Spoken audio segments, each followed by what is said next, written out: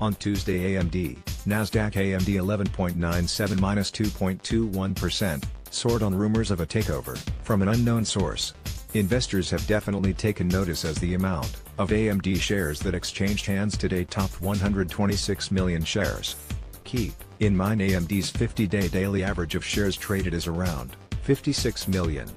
Stock prices touched $12.68 up from a close of the previous day of $11.76.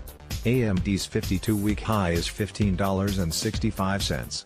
Despite sagging, after hitting its intraday high, overall sentiment continued to be bullish through the afternoon with over 46,000 call contracts traded at the money, meaning around the underlying stock's price, with only about 13,000 ATM put contracts traded. Both of these call and put option numbers are for March 9 weekly options. It's good to keep in mind that a single stock option contract grants the owner the right to buy or sell 100 shares of stock apiece. So for the bullish calls we are looking at 4.6 million shares. For the March 9th options, they must either be sold, executed, or they will expire worthless at the close of business Friday. There seems to be some even bolder investors that think there are more gains to be had. 18,000 calls were traded at a slightly out of the money OTM strike price of $13. Signaling that these investors believe a move north of $13 is likely, although there are of course other valuation inputs which may have driven the interest here. As best we can tell, these rumors of a takeover are unsubstantiated and circling through investor circles like wildfire. As surely as the day turns to night, AMD is brought up as a candidate for a takeover.